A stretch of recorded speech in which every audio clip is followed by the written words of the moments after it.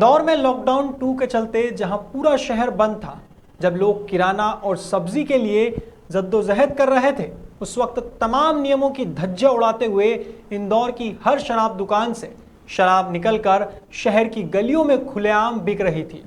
इसी कालाबाजारी को उजागर करने के लिए इंदौर के पत्रकार अनमोल शर्मा और उनके साथी मैदान में आए और कई जगहों पर पुलिस को सूचना देकर कार्यवाही भी करवाई। लेकिन जब बात लसूड़िया थाने की आई तो यहां के थाना प्रभारी इंद्रमणि पटेल ने शराब माफियाओं से साठगांठ कर कलम की आवाज को दबाते हुए पत्रकारों पर ही फर्जी मुकदमा दर्ज कर लिया। आइए आपको बताते हैं कि आखिर पूरा मामला क्या है।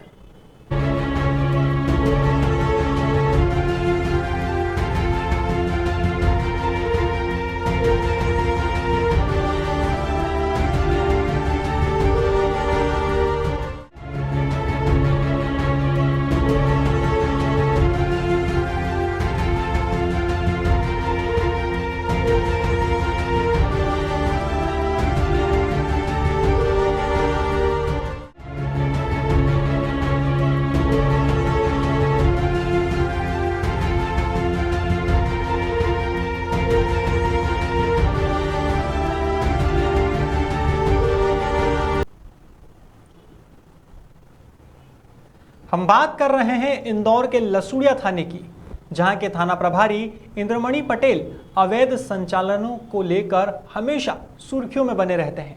चाहे अवैध बोरिंग, ढाबे या फिर अवैध शराब के ठिये हो, हर अवैध संचालन में पटेल साहब का हिस्सा बेशक होता है। इसमें पैसों का लेन देन उनके खास कहे जाने वाले खुफिया टीम के वो लोग हैं जिनका नाम पुलिस विभाग के लिए कलंक के समान है। ऐसे ही एक मामले को लेकर लॉकडाउन में पत्रकारों ने उस मामले को उजागर करना चाहा, जिसमें निपानिया शराब दुकान से निकलती शराब को थाने में सूचना देकर पुलिस के हवाले भी किया गया। वैसे तो हर छोटे मामले में बिना आरोप सिद्ध हुए आरोपी को कम से कम 18 से 20 घंटे थाने में बैठाया जाता है, तो फिर कैसे इस मामले में इन शराब की कालाबाजारी कर रहे 2 आरोपियों को सुबह होते ही थाने से छोड़ दिया जाता है। इतना ही नहीं, सबूत होने के बावजूद भी ठेकेदार और मैनेजर पर आरोप नहीं लगते हैं और उन्हें बाइज्जत बरी कर दिया जाता है।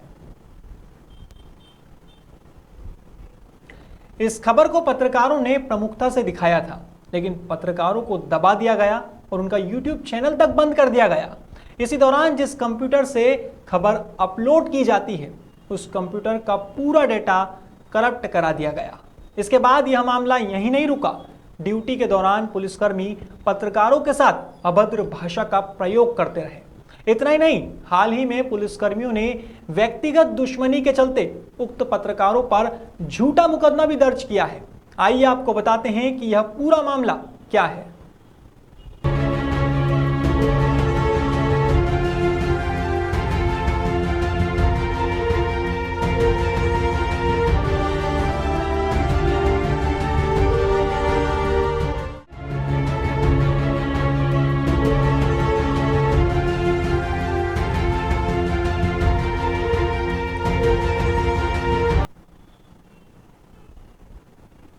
बताया जाता है कि 3 मई को उक्त पत्रकारों ने लसूड़िया थाने में सूचना दी थी कि एक वाहन में शराब तस्करी की जा रही है।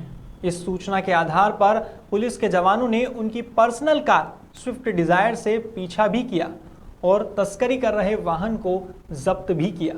लेकिन इस मामले को यह बोलकर रफा दफा कर दिया गया कि आरोपी फरार है। वहीं लंबे वक्त तक आरोपी नहीं मिलने पर व्यक्तिगत दुश्मनी के चलते उन पत्रकारों को निशाना बनाया गया और उनके खिलाफ झूठा मुकदमा दर्ज किया जाता है, जो थाना प्रभारी की साठगांठ के खिलाफ आवाज उठा रहे थे और जिन्होंने इस पूरे मामले की सूचना थाने पर दी थी। इस पूरे मामले में आकाश नामक एक बेगुनाह को आरोपी बनाकर न्यायालय से पहले 2 और फिर 4 दिन का पुलिस रिमांड भी लिया गया। उसके बाद आकाश को मारपीट कर उस पर झूठे आरोप लादकर व्यक्तिगत दुश्मनी निकाली गई।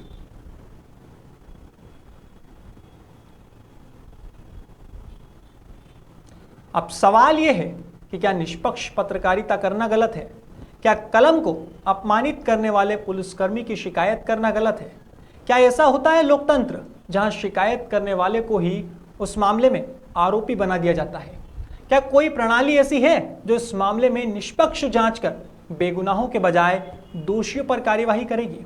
इस मामले से जुड़ी हर खबर हम आप तक पहुंचाते रहेंगे। देखते रहिए खबर 100।